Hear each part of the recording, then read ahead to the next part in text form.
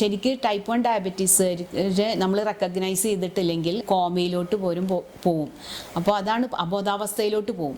അതാണ് പറയുന്നത് ടൈപ്പ് 1 പേഷ്യൻറ്റിനെ കുട്ടികളെ പെട്ടെന്ന് റെക്കഗ്നൈസ് ചെയ്യണമെന്ന്. അമ്മമാരും ശരിക്കും റെക്കഗ്നൈസ് ചെയ്തോളണമെന്നില്ല. അപ്പോൾ നമ്മൾ ഈ ഇതായിട്ട് എല്ലാ സ്കൂളുകളിലും ഇതിനുള്ള ക്ലാസ്സുകൾ, അവയർനെസ് ക്ലാസ്സുകളൊക്കെ നമ്മൾ കൊടുക്കുകയുണ്ടായി. അപ്പോൾ കുട്ടി പറയുണ്ടാവും ദാഹമുണ്ട്, അല്ലെങ്കിൽ ടീച്ചേഴ്സ് കംപ്ലയിൻറ്റ് ചെയ്യും, ചിലപ്പോൾ ഇടയ്ക്കിടയ്ക്ക് യൂറിൻ പാസ് ചെയ്യാൻ കുട്ടി പോകുന്നുണ്ട് എന്നുള്ളത്. അത് ടീച്ചേഴ്സിനും ശരിക്ക് ശ്രദ്ധിക്കേണ്ടതായിട്ടുണ്ട്.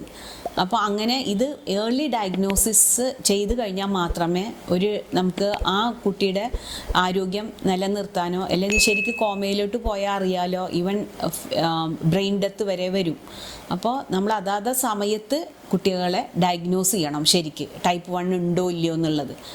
ശരിക്കും ടൈപ്പ് 1 ഇതിൻ്റെ കോസ് എന്ന് പറഞ്ഞു കഴിഞ്ഞാൽ ഇത് ഒരു ഓട്ടോ ഇമ്മ്യൂൺ ഡിസീസാണ്.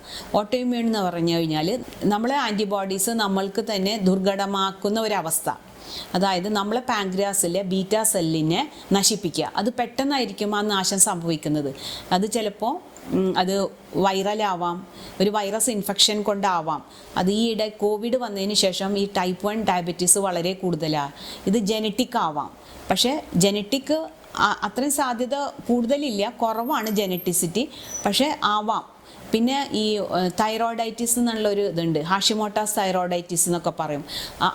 ഇതും വളരെയധികം ഇതിനുള്ള ഓട്ടോ ആൻറ്റിബോഡീസ് തന്നെയാണ് ഈ ടൈപ്പ് 1 ഡയബറ്റീസിനും കൂടിയുള്ളത്. അപ്പോൾ പെട്ടെന്നുള്ളൊരു ഡിസ്ട്രക്ഷൻ നടക്കുന്ന കാരണം ഈ ഹോർമോൺ, ഇൻസുലിൻ എന്നുള്ള ഹോർമോൺ പെട്ടെന്ന് നിശേഷമായി നമ്മളെ ശരീരത്തിൽ നിന്ന് മാറുകയാണ്. അപ്പോൾ അത് കാരണമാണ് ടൈപ്പ് 1 കുട്ടികളെ പെട്ടെന്ന് ഡിറ്റക്ട് ചെയ്യണം, അതിനുള്ള ചികിത്സ കൊടുക്കണം എന്ന് പറയുന്നത്. ഇനി എന്താണ് ഇവർക്ക് ചികിത്സ? ടൈപ്പ് 1 ഇൻസുലിൻ തന്നെ വേണം. ഇൻസുലിൻ എല്ലാവർക്കും അറിയാലോ, അതൊരു ഹോർമോൺ നമ്മൾ പുറത്തുനിന്ന് ഇഞ്ചെക്ട് ചെയ്യണതാണ്.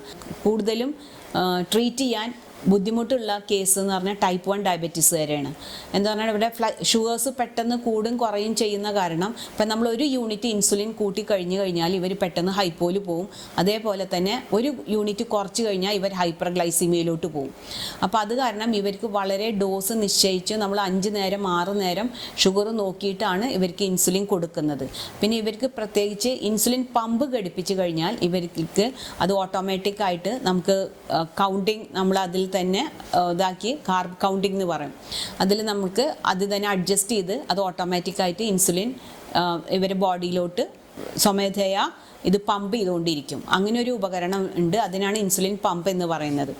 അപ്പോൾ ഇൻസുലിൻ പമ്പ് കുറച്ച് കോസ്റ്റ്ലിയാണ്.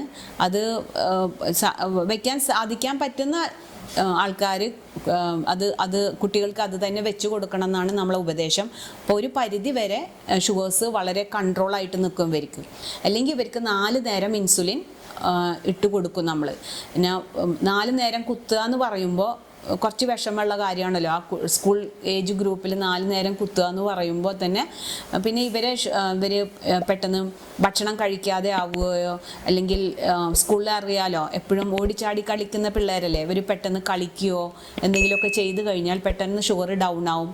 അപ്പോൾ നമ്മൾ ശരിക്ക് ടീച്ചേഴ്സിൻ്റെ പെർമിഷൻ എടുത്ത് ഇവർക്ക് അവരവരെ ഷുഗർ കൺട്രോൾ ചെയ്യാനും ഇവരെ ഡയറ്റ് കൺട്രോൾ ചെയ്യാനും വരെ നമ്മൾ ക്ലാസ്സുകൾ കൊടുക്കുന്നുണ്ട് ഇവർക്ക്.